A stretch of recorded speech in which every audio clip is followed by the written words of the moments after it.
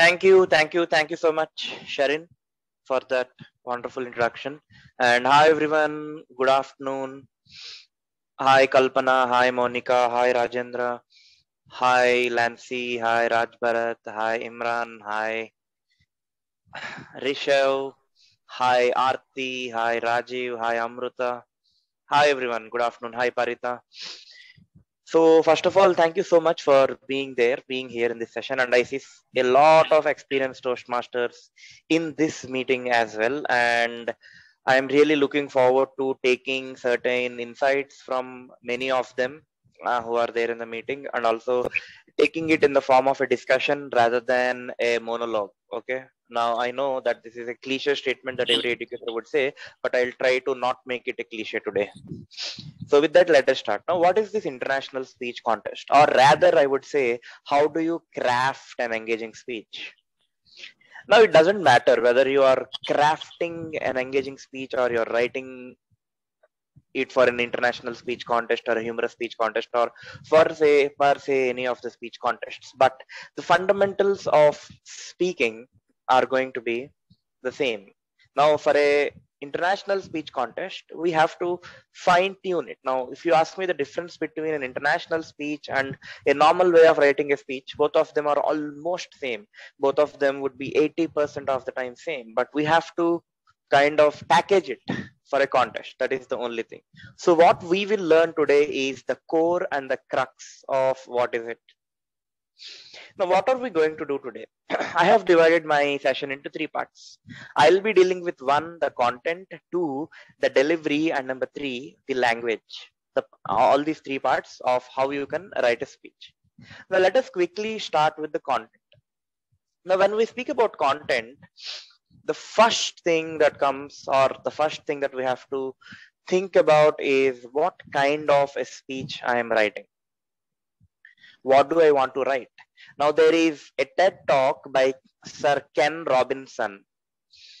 I think the name of the talk is Why Schools Kill Creativity. That is the most watched TED talk on the planet. Now, when I've seen that speech, I saw wonderful things, like there are stories. The speech was entertaining. People were rolling on the floor, and also it was having a message telling how are schools killing the creativity and how can we stop it. And it is also giving an information that, okay, these are the things that you got to do in order to stop doing that. So why do we write a speech? Per se, even with an international speech or any other kind of speech, there are three main things or three main themes that we write a speech with. We write a speech to inspire, and or we write a speech to inform, and or we write a speech to entertain. Now I am saying and or because it can be a mixture of all these things as well. I can give an informative speech and add some humor into it, and add some message or a key takeaway or a persuasion into that, inspire people.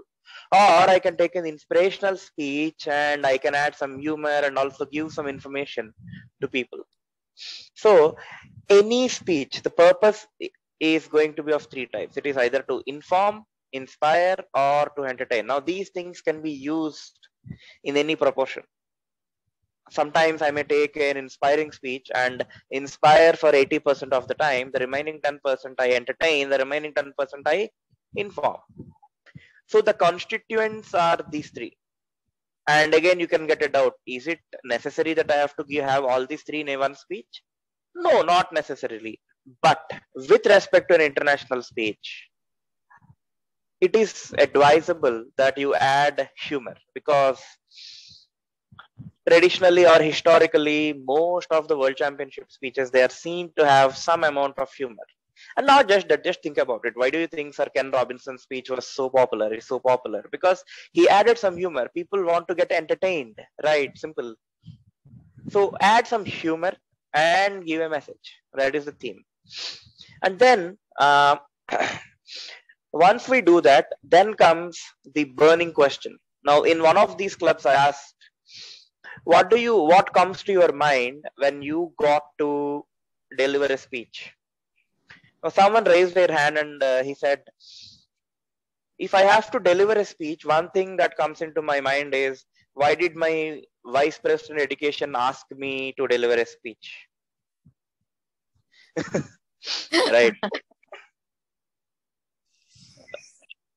So why did my vice president education ask to deliver a speech? So see, whenever we do share screen or do something, these kind of things happen. I don't know why they happen exactly at that moment, right? When I start to do something. So coming back to the topic, but the main question that you have to ask, okay, that was on a funny note, that really happened, and from then onwards I started using that as a joke. So the main motto of why we write a speech, it is, I mean, the first question that we have to ask, it is, what is my speech topic, right? Now that is $1 million question.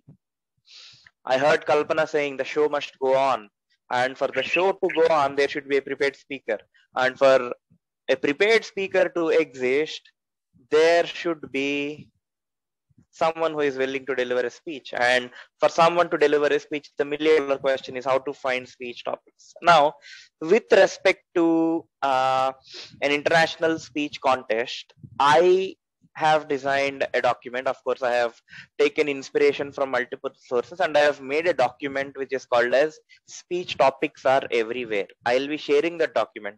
Now, what is there in that document? It is nothing like rocket science in it, but it is a simple detailing which is given.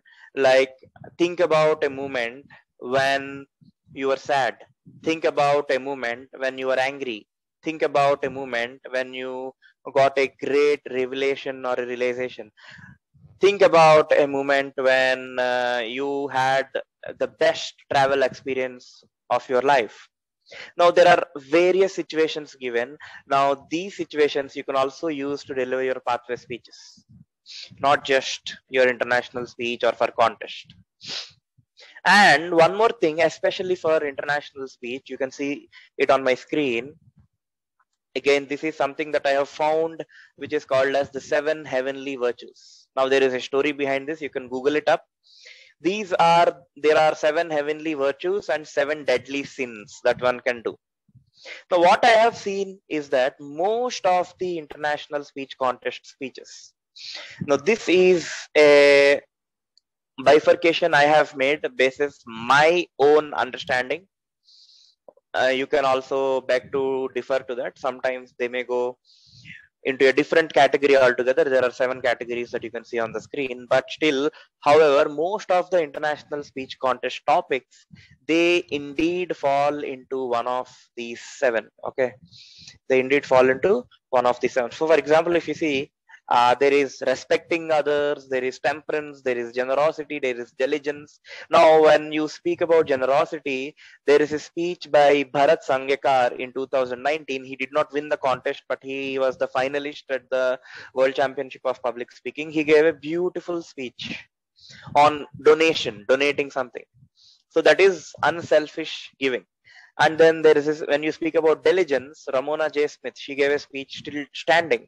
And Mike Carr, some of you have watched that speech, the first online world champion of public speaking.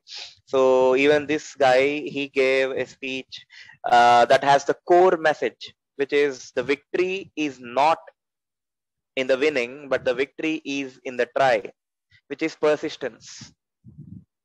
And then coming to patience, Manoj Vasudevan, he gave a speech, pull less and bend more. Now, once I give this presentation to Kalpana, what you will find is that I have hyperlinked all these things. Okay, there is a hyperlink. So once you click control and click the cursor on that, you will go to the respective YouTube video. Try to go to those videos and watch them. Okay, that is one thing. And this is a quiz. Now, as a club activity in your WhatsApp group or in any of your meetings or personally, you try to find out where do these speeches fall into. Now, there are some popular speeches, there are some rare speeches which are there in this, like lessons from Fat Dad, the Swami's question. These are all good speeches. Some of those speeches that we normally don't refer to, I thought I'll consciously put them into this presentation. So that is one thing. Now that is the most important thing. Now this is also one mind map that I have prepared so that we can go through. So if you see the mind map, until now we have covered the topic selection, okay, wherein we saw the three things a speech is done for: inform and or inspire and or entertain. And number two, 7 heavenly virtues that we saw. Number three, speech topics are everywhere, handout. I'll be giving that to Kalpana once again. So this is about topic selection. Now let us go to speech structures and storytelling.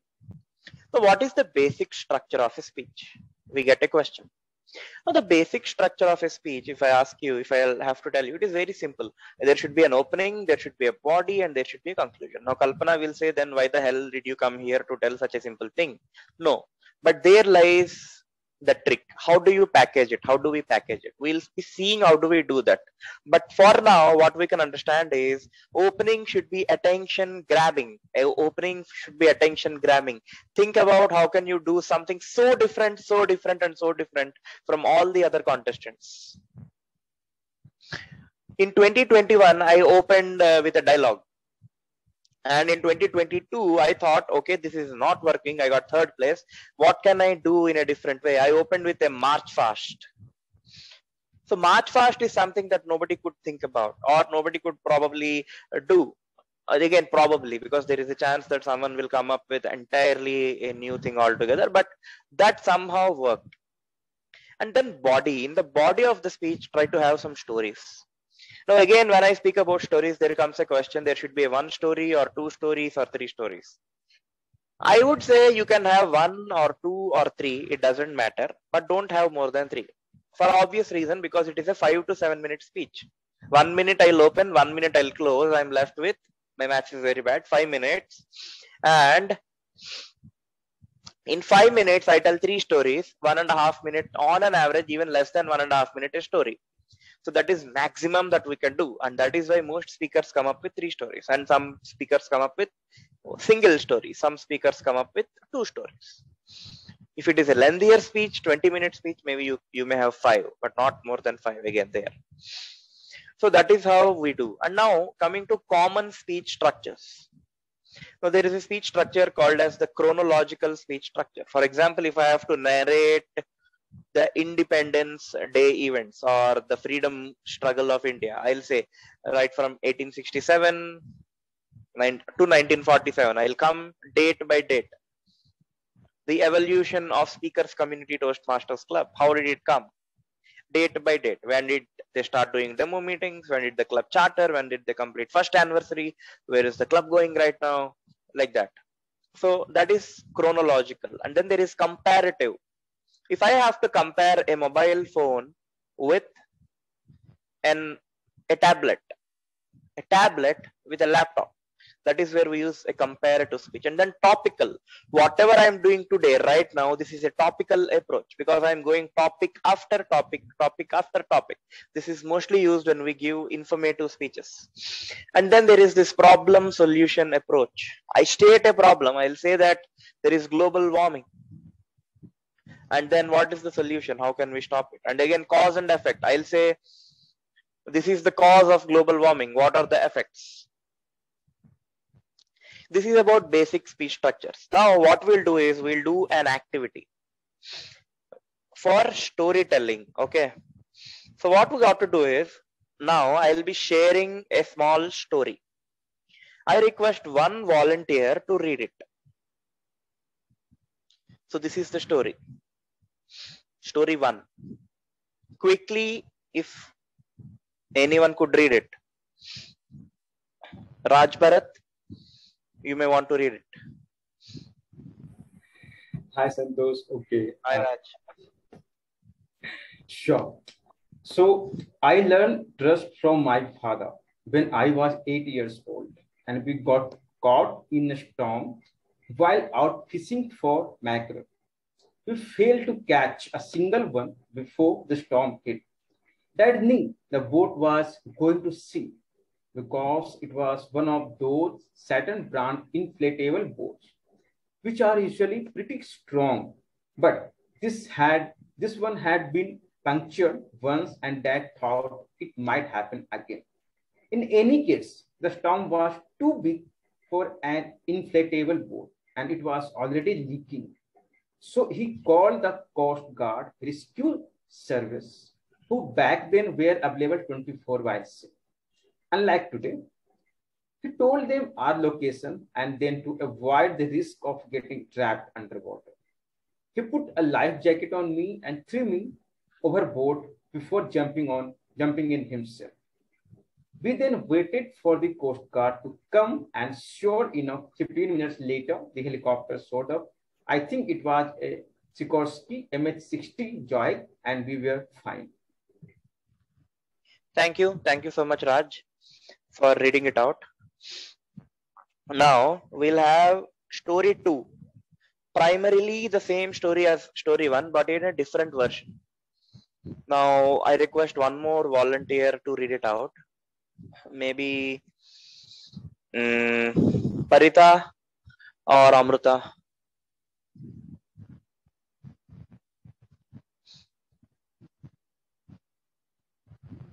Or else anyone. You can choose to read. Kalpana, you want to read? Yeah.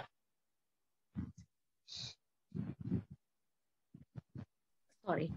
Once, when I was 8 years old, my father took me fishing. We were in a tiny boat 5 miles from the shore when a massive storm blew in. Dad put a little life jacket on me and whispered in my ear, "Do you trust me, son?" I nodded. He threw me overboard. Kid, I kid you not. He just tossed me over. I hit the water and bobbed up the surface, gasping for breath. It was shockingly cold. The waves were terrifying, monstrous. Then Dad dived in after me. We watched in horror as our little boat flipped and sank. But he was holding me the whole time, telling me it was going to be okay. 15 minutes later, the Coast Guard helicopter arrived. It turned out that Dad knew the boat was damaged and was going to sink, and he had called them with our exact location. He guessed it was better to chuck me in the open sea than risk getting trapped when the boat flipped. And that is how I learned the true meaning of the word trust. Okay. So what is the difference between story 1 and story 2? You can put it in the chat box. Both are same stories. But what are the differences between both of them?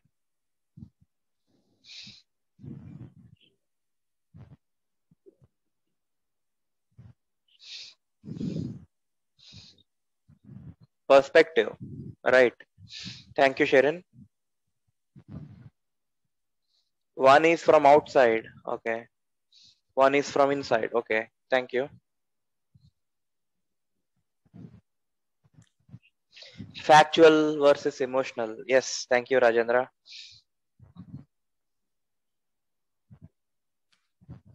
So what is the difference? Now in story 1, there is no character that we care for. Yes, second is dramatized. Now in story 1, we immediately, the son immediately said that he's going to, he learned what trust is from his father. Now the moment I say that, you're like, okay, this is about trust, so probably nothing is going to happen to the son. But in the second story, there is a character that we care for. We were worried the character is thrown into the water. The first one, there is no drama, and then the second one, there is some drama that built into an ending. In the first one, the message was revealed early on in the first line itself. In the second story, the message was masked to build a suspense.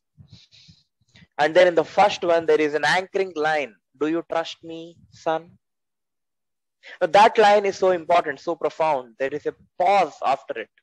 Now that makes the audience think, okay, what is the son going to do?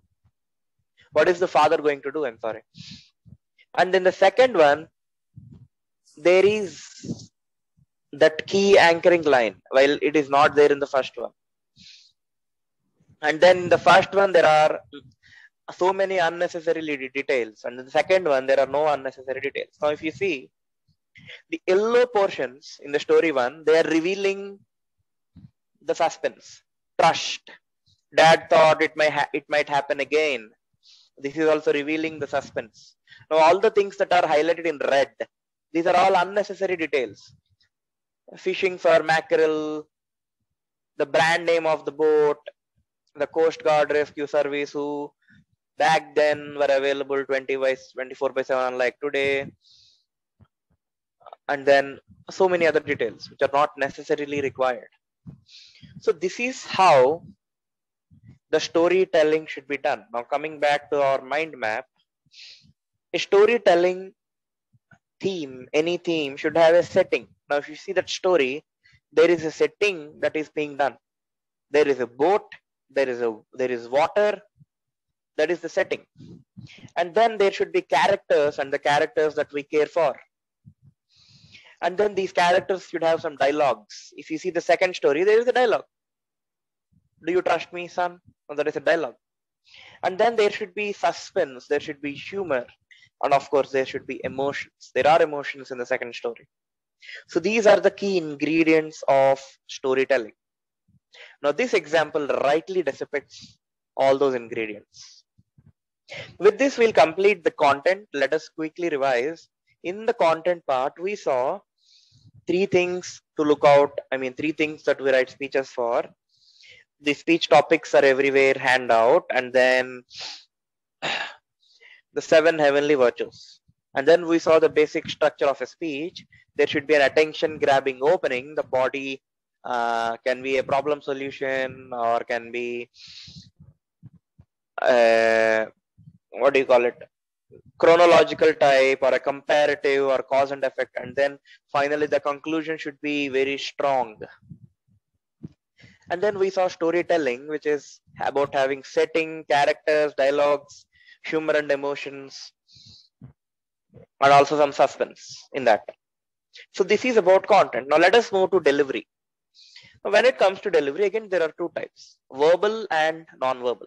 And when it comes to verbal, there are so many elements. One is volume.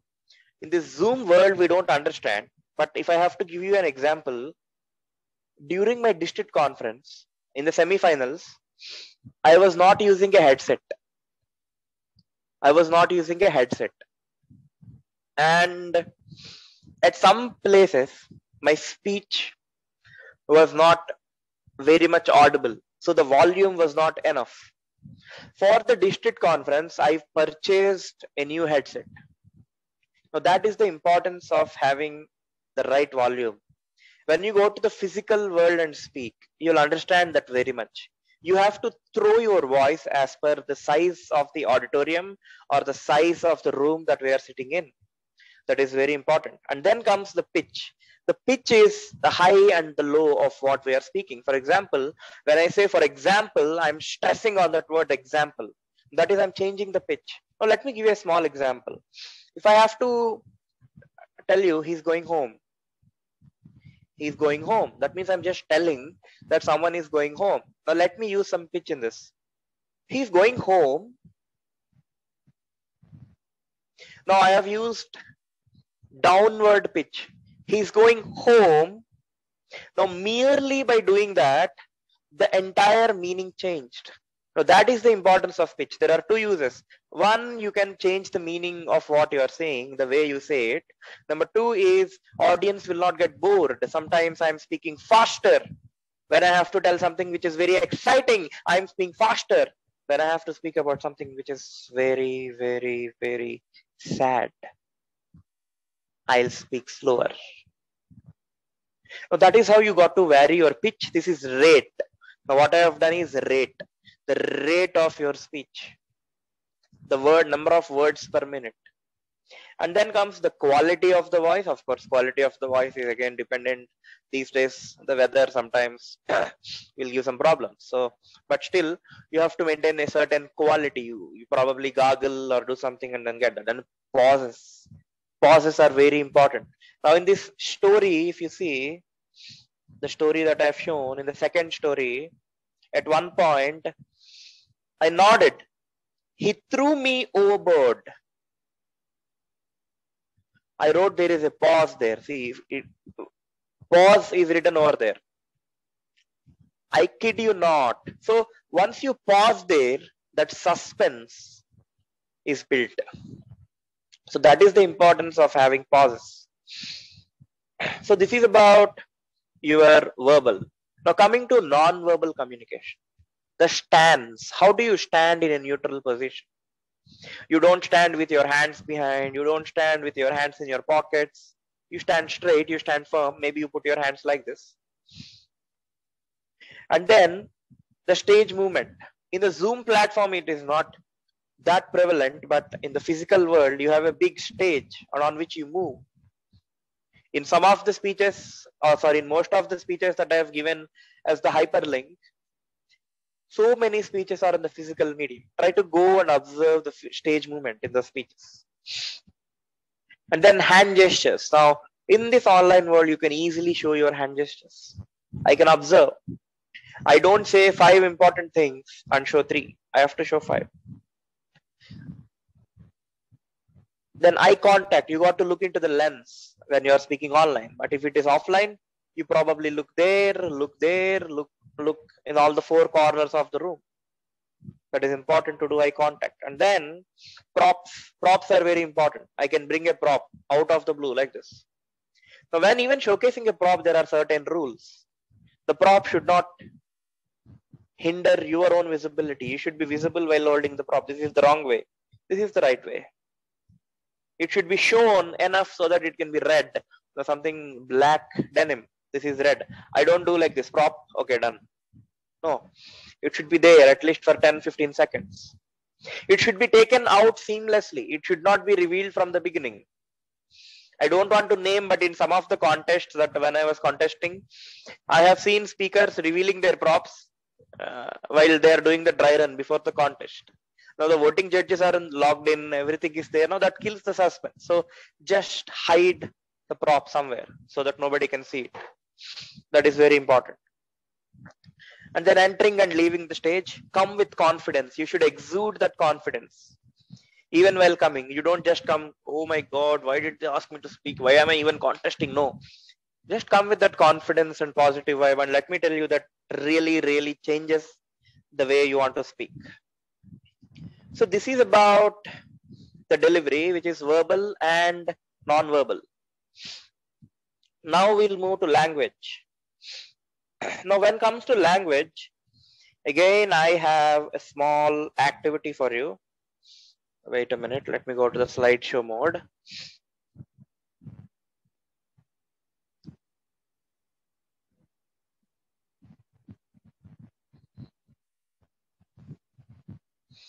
Writing for the ear. Now what is it? How can you describe popcorn? Now let us do a chat storm activity. How can you describe popcorn? This looks yummy. I'm feeling hungry now, but still. How does it taste?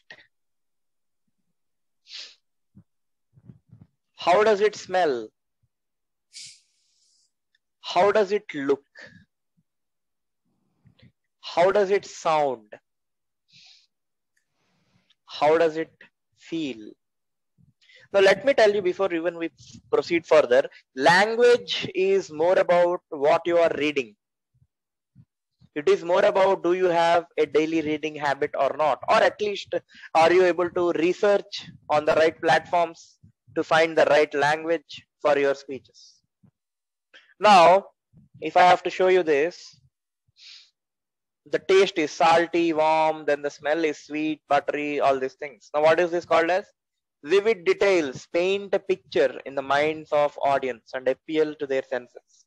Now all these are 5 senses, right? The touch, the feel, the smell, the taste, the vision, the sound, everything. The popcorn sounds crunchy. It's so crunchy. Now that is important. And then figurative language, similes, analogies, and metaphors. Add depth to descriptions. Now what are these? Let us see. A simile is saying something is like something else. For example, life is like a box of chocolates. In the speech that I spoke about, Bharat Sanghekar, life is like a camping site. Someone compared life with a camping site. So a metaphor, it poetically says that something is something else. Now it is like telling life is a box of chocolates. Now what is an analogy? Analogy is saying something is something else to make some sort of an explanatory point, explaining it, that is drawing an analogy. Life is like a box of chocolates. You never know what you are going to get. So that is explaining it. Now let us move more examples of descriptive writing. Her last smile to me wasn't a sunset. It was an eclipse, the last eclipse, noon dying away to the darkness where there would be no dawn. The waves rolled along the shore in a graceful, gentle rhythm, as if dancing with the land. My dog's fur felt like silk against my skin. Now see, feel. And her black coloring shone, absorbing the sunlight and reflecting it back like a pure, dark mirror. The painting was a field of flowers, blues and yellows, atop deep green stems that seemed to call the viewer into play. Now, these are all the examples for descriptive writing.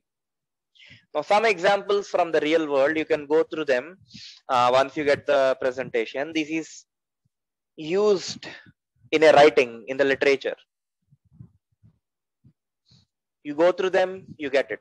And then one of the most important things, again, when it comes to writing for the ear is triads. Now, triad is nothing but a union or a group of three. This allows speakers to explain and express concepts more completely and increase the memorability. For example, that's the truth, the whole truth, and nothing but the truth. The good, the bad, and the ugly. This is by Shakespeare. Friends, Romans, and countrymen, lend me your ears. This is by Barack Obama. We must pick ourselves up, dust ourselves off, and begin again to work of remaking America. Like that, we have so many examples. You can Google for them. And then alliterations. So again, alliterations are also, it may be group of three or more than three, but they start with the same consonant sound. For example, see, this looks so funny. Becky's beagle barked and bayed, becoming bothersome for Billy. Fred's friends fried fritters for Friday's food. Kim's kid kept kicking like crazy. So like that, we have so many.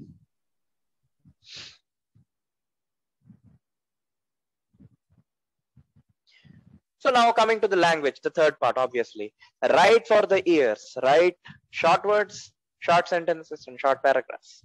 I don't want to put a lengthy, what do you call it? A lengthy paragraph or a lengthy line. That looks so confusing. Give vivid details, the taste, the smell, the look, the sound, and the feel. Use figurative language, similes, metaphors, and analogies. Use triads, alliterations, and all these things. And then take care of your pronunciations. Now, again, when it comes to pronunciations, I would say even I am trying to improve my pronunciation for a long time. I must say that I have been successful to say some 20 to 30%, but it is an ongoing journey that you take up. And slowly, you will start to see the changes. So this is about it. And now with this, I rest my case and I am open for any question answers that we have.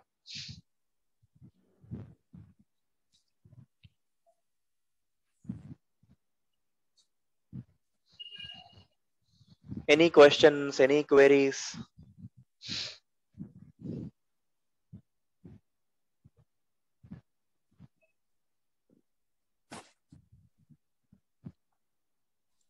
Parita is there.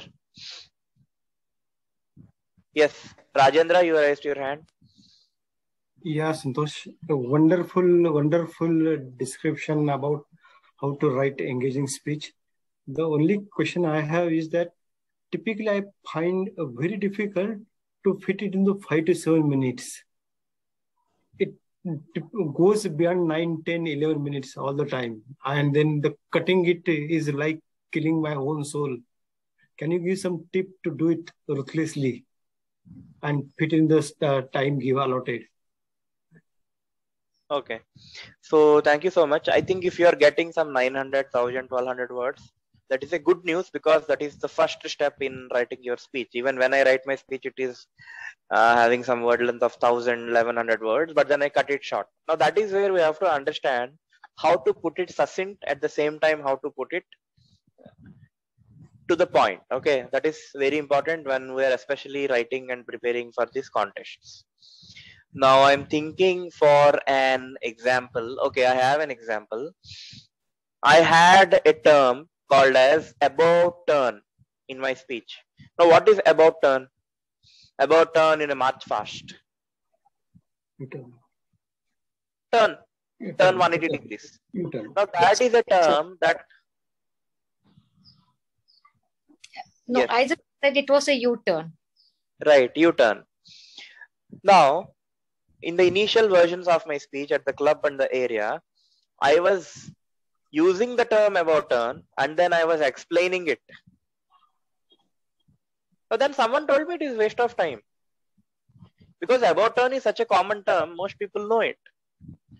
99, 98% of the people know it. Why are you wasting your time explaining something which is so clear? So that is where I changed it. Okay, at one point I was telling, he said about turn, and then about turn means turning behind. So the entire squad turned around. I have explained it 3 times. Now I cut it down to 1 or 1.5 times. Okay, I said the moment the person in charge said about turn, the entire squad turned around. That's it.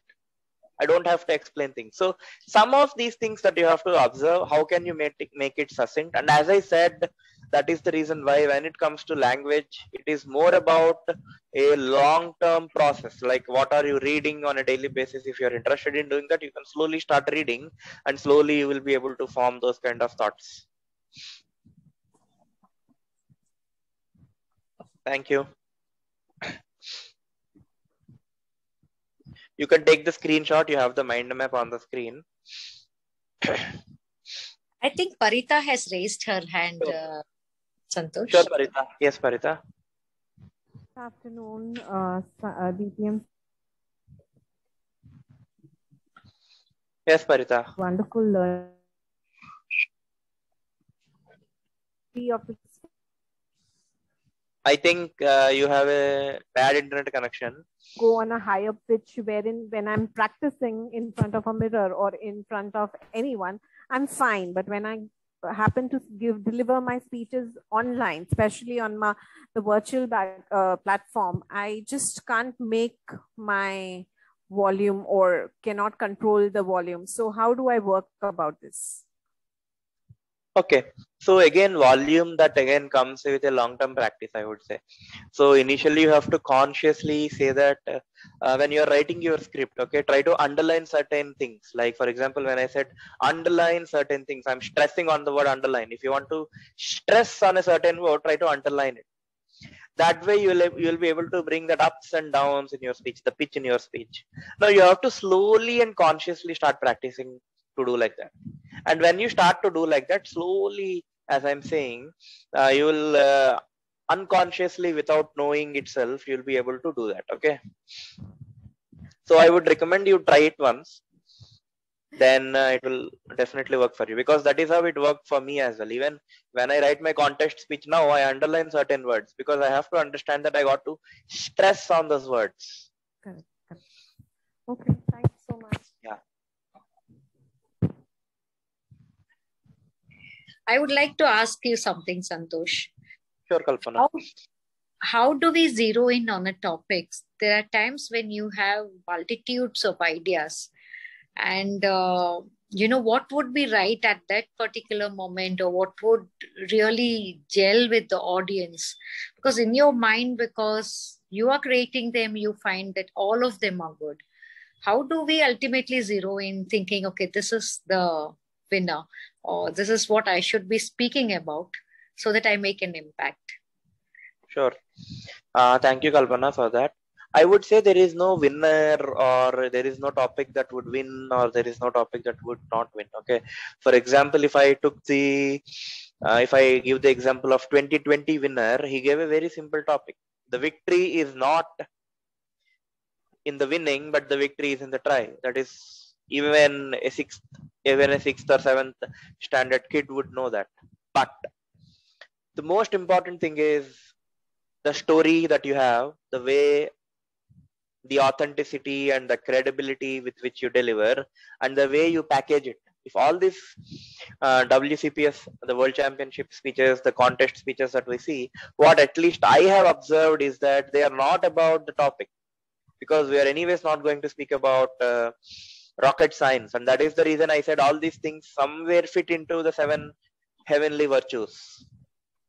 Okay, so it is not more about the topic, but it is about the story, the credibility, the ability to, the way you can move the audience. Now, when you have 4 to 5 topics in your mind, you think about these parameters. What topic, using which topic I can move the audience, using which topic I can have more vulnerable, more authentic story, using which topic will I be able to drive home a very strong message.